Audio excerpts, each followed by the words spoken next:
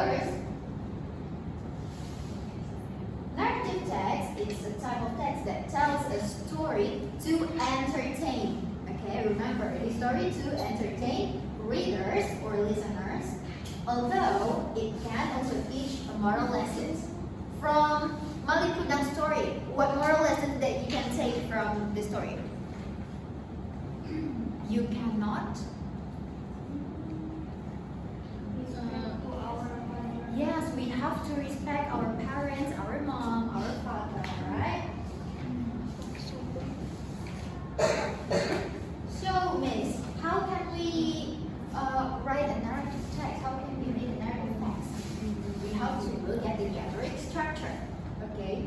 First, there are three generic structures in narrative text. First, orientation. Okay. Orientation consists characters and settings. Characters is the people or the animal on the story. So when I say Cinderella and then the stepmother, those are characters. Yes. And then settings. Setting is where and when the story happens. Okay? Kapan and gimana. Okay. The Cinderella, where does the story happen? Village. In the village, in the castle, isn't it? Yes. Castle. And then settings talks about the when the story also happens. Okay, look at the text here. So, Assalamualaikum warahmatullahi wabarakatuh. Hi everyone. Good morning. Morning. Yes. How are you guys today? I'm fine. Yes, it's a sunny day, isn't it? Yeah. I'm great too. Okay, so on this sunny morning, we finally meet again. Another meeting. Okay. Before we start, I just want to make sure. I just want to review. What were we talking about on the previous meeting? You forgot, right? We talked about subject and predicate, right? Yes. Today, on today's meeting, we will talk about verbal and nominal sentence. Verbal sentence versus nominal sentence. Okay. Do you guys know what verbal and what nominal is? No. Okay. But before that, I want you to prepare your notebook so you can note all of the topic, okay? Alright. Okay. Now, the first thing we can see here on the screen, we'll talk about verbal sentence first. Okay, so based on the name, verbal sentence. Verbal sentence contains verb in it. What is verb in Indonesian? Kata kerja.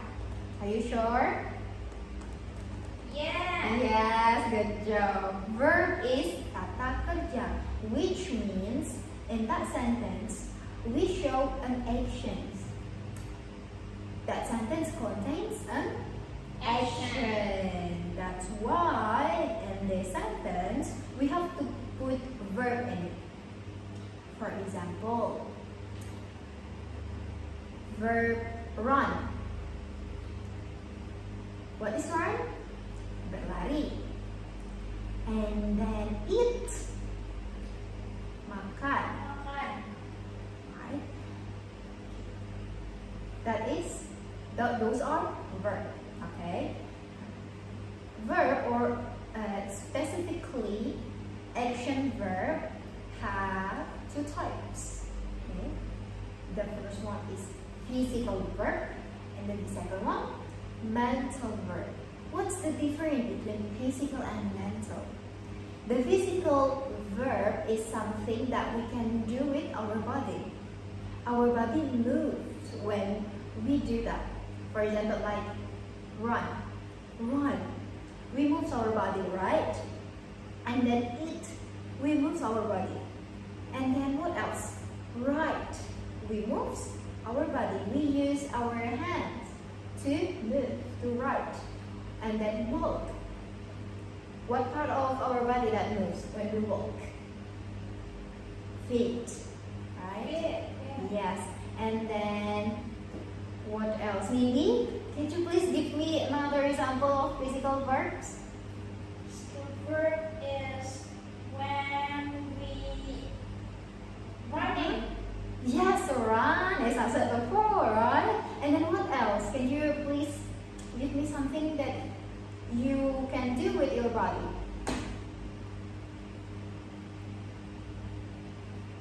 Do you like to watch movie? Yeah. Yes, watch is physical verb as well because we use our eyes. Yes, correct.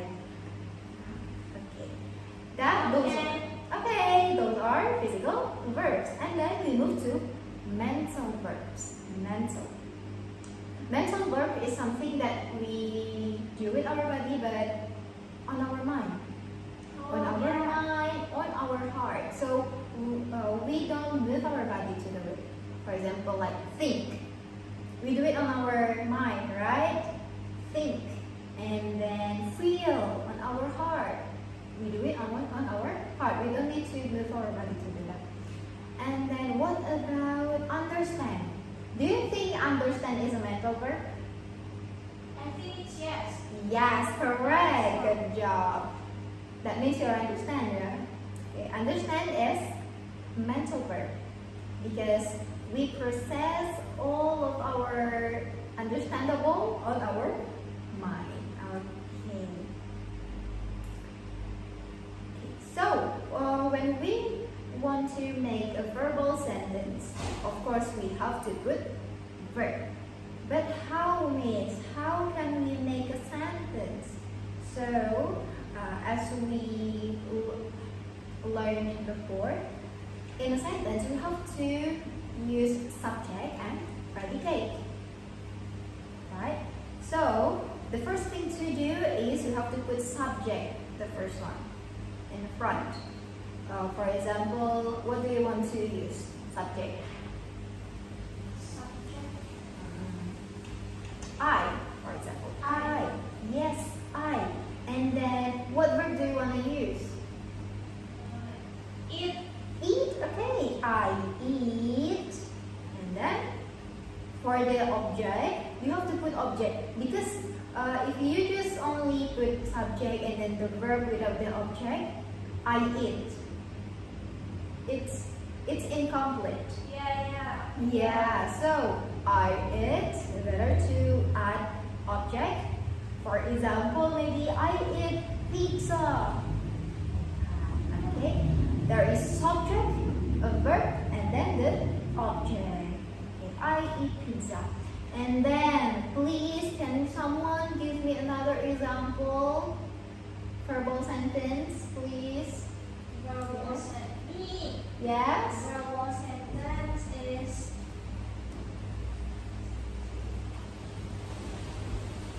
I wash my clothes. Great, good job. Give a applause, please. Okay, I wash my clothes. Wash is a verb because when we do it, we move our body. Wash. Okay, good job. Okay, so now you know, right? Verbal sentence is a sentence that has verb in it. Okay? Now we move to what? Nominal sentence. Yes. Okay, we move to nominal sentence.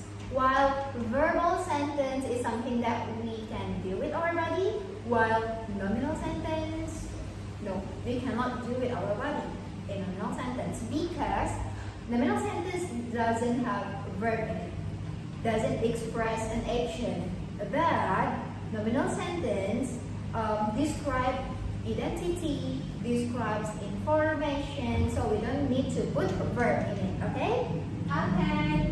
For example, in verbal sentence, we use a verb, part of speech verb, while in nominal sentence, we use